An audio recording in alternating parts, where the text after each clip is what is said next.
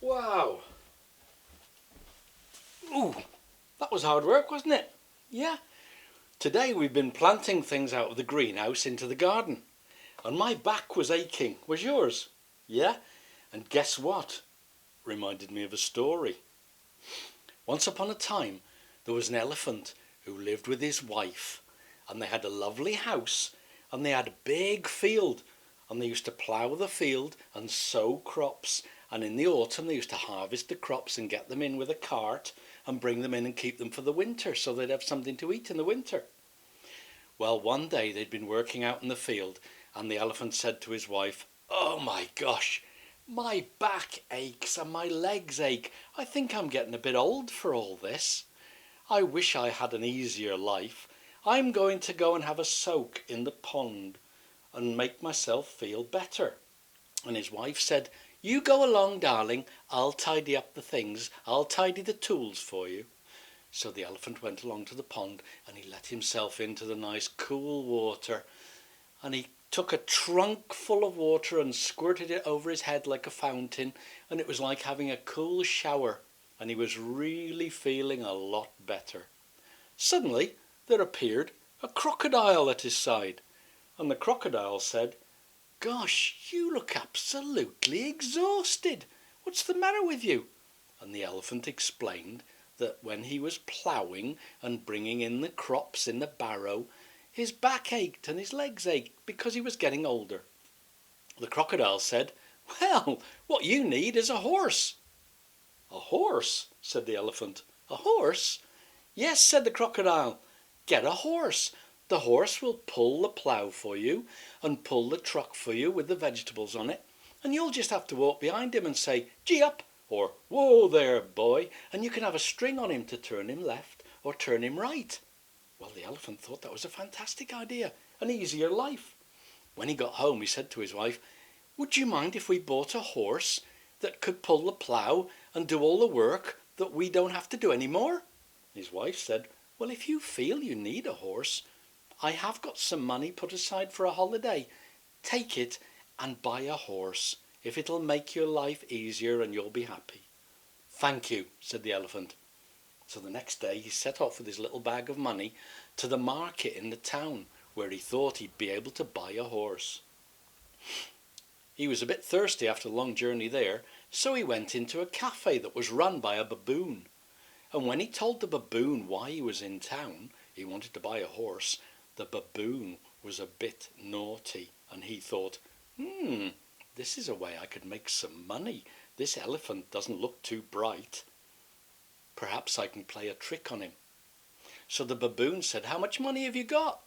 The elephant tipped out the money on the table, and the baboon said, "Oh, you'll never buy a horse for that.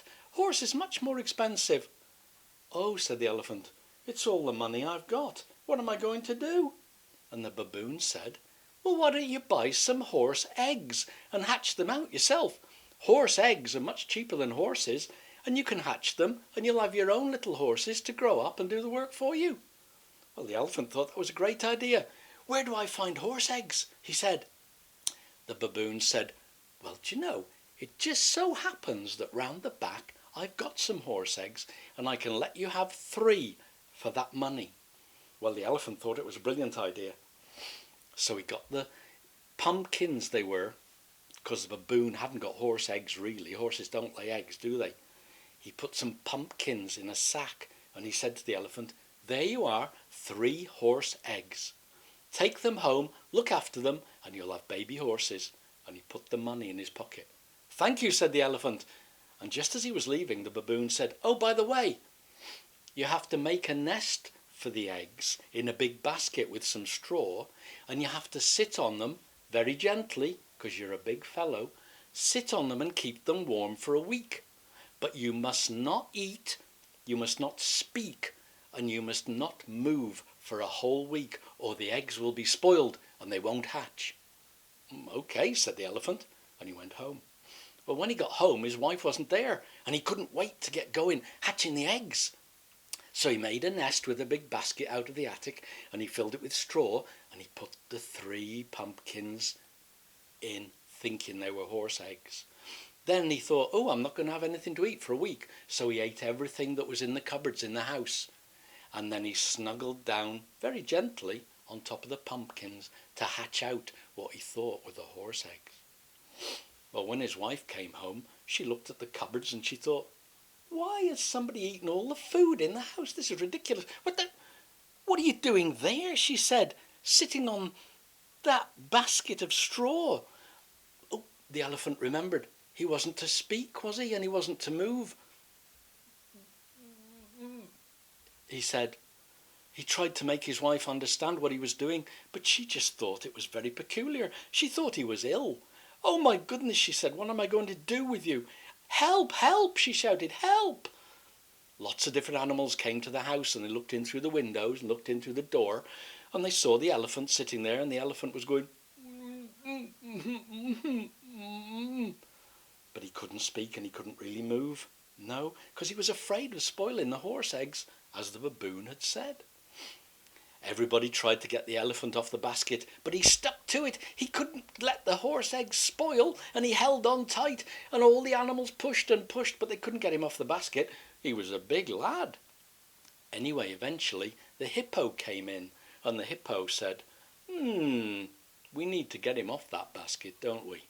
Flamingo, let me have one of your tail feathers. So the flamingo turned round and picked a feather that was looking a bit bent, and the hippo went, doink, ooh, said the flamingo. And then the hippo tickled the elephant's feet. Well, the elephant tried not to be ticklish, but eventually he started to giggle and laugh, and he fell backwards off the basket. He was furious. You've spoilt it all now, he said. Out, everybody out. And he ushered them all out through the door. What's ushered? It means he showed them the way out very quickly. And he shooed them down the hill.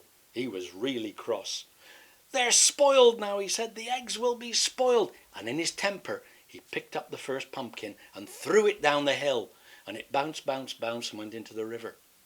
He picked up the second pumpkin and he threw it down the hill. And it bounced down into the river. And the third pumpkin, he threw it and it bounced and hit a stone. And then it ran into a bush and burst open. And in the bottom of that bush, there was a hare having a sleep. Well, the hare had the shock of his life, and he jumped out of the bush and started running.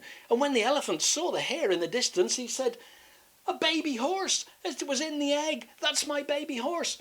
And he ran as fast as he could after the hare. But an elephant could never catch a hare, because a hare is a very swift runner. The elephant was so upset, he sat down and cried. He told his wife all about it. And she said, never mind, dear. We'll try and save up some more money for next year so that you can buy a big horse. That night the elephant went to sleep, very upset. But in his dream, the eggs hatched and he had 3 lovely horses to pull his plough for him. Perhaps next year he would have anyway. Yeah. Come on, let's go and have a cup of tea.